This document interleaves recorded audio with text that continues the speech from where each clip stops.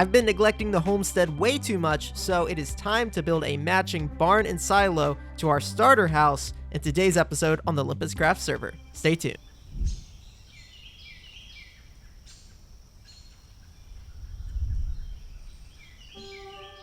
Do you think people that make videos are artists? We're often seen as content creators, but a lot of us have more that we try to do. We tell a story, we craft a narrative, we create an environment, and sometimes literally use pixels as a brush to build our landscapes. I try to think about how other people will view my builds. I use empathic thinking and say, will this be relatable? Will it look familiar to them, as it does to me? In a lot of games, you have to complete tasks in a specific order to beat the game. In a game like Minecraft, or on a server like this, a lot of those tasks aren't as linear. We can do it however we want, we can be creative, and much like handcraft or physical art, we have to take a ton of small steps in order to design something unique or incredible. Sometimes I'm just making interiors to a building, making it feel lived in, and sometimes it's just a parking lot. Either way, I try to create something based in reality but uniquely built in the canvas of Minecraft, and that is my goal here on the OlympusCraft server. It is a vanilla modded SMP, and a bunch of people are online today playing, building, and doing amazing things. So sit back, relax, and let's hop right into it. As you saw from that time lapse, I was busy at work here in the spawn town getting together some resources and setting up a parking lot for our bank and for Fuzzy's storage shop. Turned out great, I think, with the lights. And now we just gotta put some cars in here to bring it to life. We're gonna be doing that very soon. Also helped enderyeti flatten out this huge area here so we can put some more buildings and put a few plots down so more building can be followed in the next coming episodes. And I want to make this so that other members can come over here, say like, oh, here's a spot for a build, I got an idea, and put one up. Back here at the base, we finally got our dining room in, our kitchen with a custom island. Very nice.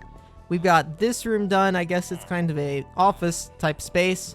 Downstairs bathroom, sink and all. And of course we have another small office library here with a sitting or TV room. So very, very custom interior. And this painting just works so well in here. The colors are perfect with the aspen planks.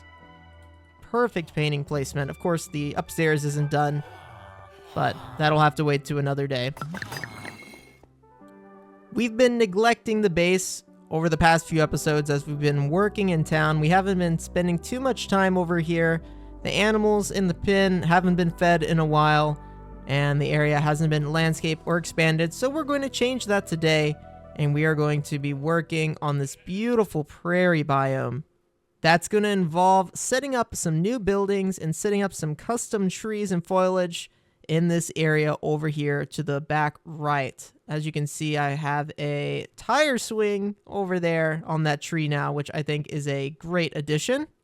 And I got this road and path here all sorted out. So now with the gate open, everyone visiting can walk through here and walk over to the big oak tree out in the front yard with the tire swing. And there's more things to do, like maybe some sort of garage or some place for people to park a horse and buggy. Maybe if we're going with a slightly older aesthetic. And that is what we're going to be putting in this area here. I'm excited to get back to building because it's been a while since we've done any real aesthetical building. It's been a technical few episodes. And back here, we've got some more space for some exciting things. The whole backyard here is empty, which means we've got plenty of space to put some farms, maybe another building, and we need to do something with this horse here. He's been sitting here for a while, and he needs a home. Also, the warden helmet. I was not feeling it, so we went with chainmail. I actually have an entire set of chainmail now that we can swap to if need be. And I think, you know, the warden pants, leggings, and the boots are really nice because you get speed from the leggings. But the chainmail, you can still see my beautiful face. You can still see my beautiful skin underneath it. And we're pretty strong at this point. So if I need to swap to something with more protection, then I can easily just grab my backpack here. If we hit control, you'll see I've got all the stuff I could ever need in these backpacks, and we can pick that up. Here's the block palette that we're going to be using today. The Soul Soil, Netherrack, yeah, kind of an unusual combination. I'm going to try to make it work though. Scoria from Oh, the Biomes You'll Go, and the Scoria from Create. And then the all-reliable pallet that we used for the house. Yep, this is going to match just a little bit. This is going to be a barn that was built around the same time. And then for the roof, stone and andesite. And if we have any foundationary work, it's going to be in the cobbled deep slate or kind of deep slate palette of blocks. So I'm going to put the picture on the screen now that I'm basing this off of. Let's get some foundation work set in, and we'll be able to start building up some walls. The foundation is in place. We got a spot here for a silo, the little side room, and the main corridor of the barn is going to go here. This is a place where we can put horses, we can put animals, and probably going to be empty for a little bit. Not going to lie, just doing it for a reason to support this building here. And now that we got our pallet picked out, we are ready to start building, so let's get it going.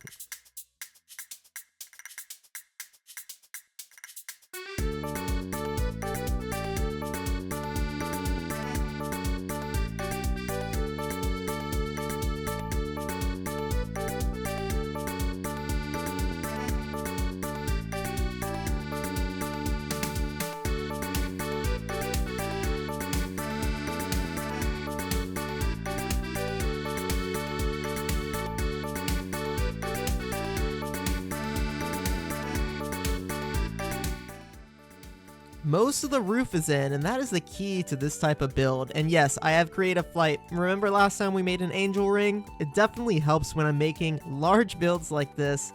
Instead of using a ton of scaffolding, I can just use the angel ring and fly around. Of course, this thing was super expensive, but saves me a ton of scaffolding time like this. Chewed through a lot of stone doing this. The silo, I think, turned out nice. We got a silo here on the side. Got a small side building here in the main structure. Still needs a little bit of work. As you can see, tons of space inside. But we're going to take a break from this one, and we're going to go work on a different project. One thing I have to do from time to time is repair my gear. And when we were working on buildings like that, I had to go collect a ton of aspen. And that means that a few of my tools got eaten up a little. So I'll be over here repairing some gear. Time for a little bit of clerical work over here at Spawn Town. Let's make sure that everything is still working, and maybe we've got some sales of Olympian here in the ATM. Oh man, look at that. We definitely do. How many diamonds is this even? Almost 2 stacks of diamonds and a penderite ingot so far from the Olympian sales. That means people are using them. I just cleaned out the books store, or the book bus shop, and we definitely had some sales over there. So people are buying their Olympian and they're spending it. Let's see if the other shops have adopted the Olympian model or not. Seems like Code Shop is still using the diamond method, but totally understandable. Of course, my bus bookshop is now using the Olympian model, and I just cleaned this out yesterday, so I'm assuming, yep, no new sales in here. Alright, Styrkat still doing diamonds for the books, which is understandable again. It's kind of hard to price some of this stuff. 3 diamonds per stack. Hey, that's an Olympian per stack, though. And this would be, what, like 10 or 11? So maybe she will convert over to the Olympian sometime soon. But I know that Rob is embracing it, which is great for us. And he actually, I tested this out last time. He's using it for his wool shop / game here, which is really fun. And he may have even updated his pricing over here. Yeah, so he's doing 1 Olympian for 1 stack of iron, which is very expensive considering what the rate was. But I understand that this thing just spits out a stack either way. So it would involve a ton more redstone to make it 3 Olympian per stack, or 3 stacks per Olympian. You would have to triple the droppers in this case. So yeah, I totally understand that one. I was hoping we would have some sales over here in my little beacon cart, where I also have Swift Sneak and some blaze mesh for sale.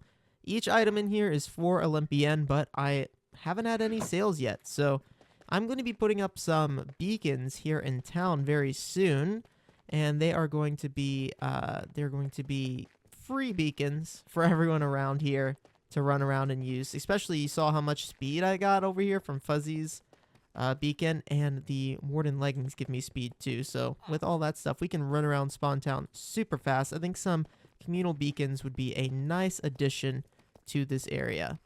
Anyway, let's head back to the base and finish up our barn.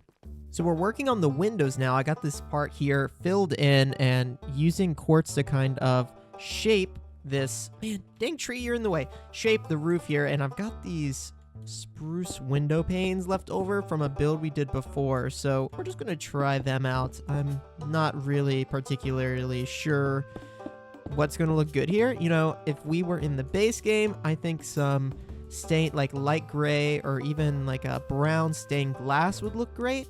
But for something like this, I think these types of windows are going to do just fine. What I like about it is they already kind of have this inset frame in them that windows typically have, and I think that works great here. So the only thing now really left to do is the terraforming on this part. The roof is all done. We got everything framed there. Maybe add some windows in the side. You can see here from this angle that there's no windows in the side at all, but a lot of these barns aren't going to have windows, or if they are, they're going to be very minimal. Maybe have a few peak windows here, offset windows on the roof of it. But the shape of the barn, I think, is just what makes a build like this really spectacular, having this kind of cascading shape. And what works great is we have the Macaw's roof mod. So again, if you're in vanilla, the trick to this is to mix up stairs and slabs and maybe even trapdoors. So maybe I would build this out of spruce and I would do like a slab, trapdoor, full block stair. You know, alternate your scale down, because here we have stone lower and stone lower base, and then we can go to stone roof and then all the way down to the steep roof and the steep roof base. That's how I get this kind of gradient shape in here. And we have two kind of turbines up at the top. And I think that is looking great. Terraforming needs to be done though. But I'm going to hop over to town and we're going to work on another project real quick. And I will be back shortly. It's another redstone problem solving day, except this one isn't going to be as boring as building the ATM was. I know that's not everyone's cup of tea, and trust me, doing, redstone for an entire episode isn't always fun, so we're just going to break this one in here, and I'm going to be doing a little bit of redstone today, and that is we are going to add in something that alerts people that the system is processing. Basically, if this thing is spitting out items, I want a small, loopable sound to play, and that is not going to be too difficult to do. Let me grab a few redstone items. This should be everything we need for today. No complicated redstone here. All I'm going to be doing is right now we're basically powering this block right here, right? Well, what we're going to do is I'm going to swap this around. So it's powering this block here. And now if this block is being powered, I want a redstone signal to go out and start a clock. Oh, we are going to need a few more things. Two hoppers pointing into each other. Some comparators to read if there are items in here or not. One thing I always forget about this is that these need to be sticky pistons. So yeah, sticky pistons here, and you'll see what we'll basically do is create a clock that it bounces back and forth. If we put more items in here, it'll take more time, and all I will need to do is lock this. We're just going to be forwarding this here. I'm kind of figuring this out as I go. It's been a while since I've done something like this. So when this is activated, the redstone block is going to come back here. We just need a pulse to come out of that. We can just do a piece of redstone, and then I want this to start basically playing a song of some sort. We got it in place. Let's see if you can recognize it. Yeah, it's a little Pokemon kind of healing sound that plays at the Pokemon Center. And this is basically just going to loop if the system is being used. So right now it's off. Added the little button so that we could get it to play. And if we put items in here, it doesn't really matter what we put in here because they're going to go around the system indefinitely. But let's say someone does the diamond trade, right? They put this in here.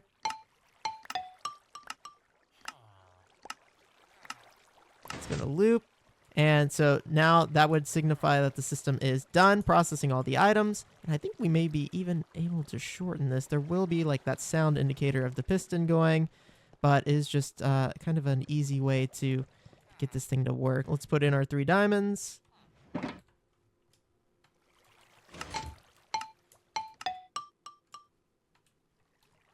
There we go, and that lets us know that the diamonds are in the system. And there goes our Olympian. So this thing is still working. You can see I switched this over to a hopper and barrel so that we can walk over here now. Oh, I have a magnet on. Oh well, yeah, so that is working. We got our Olympian. And by the way, I only gave myself 10 Olympian to start. I'm like everyone else, I'm not doing this to to really be rich, although I do want to make some diamonds because we use diamonds and magnum torches and to get all of our gear. So I am using it in that sense, but also I only gave myself 10. I'm not just infinitely going to make our currency. If we do that, then yeah, that's not how currency works. So I may expand this music song just a little bit longer. Maybe I want it to play until there's, something in this chest. I don't know. That's an idea. But let's get back to the base and finish up the barn.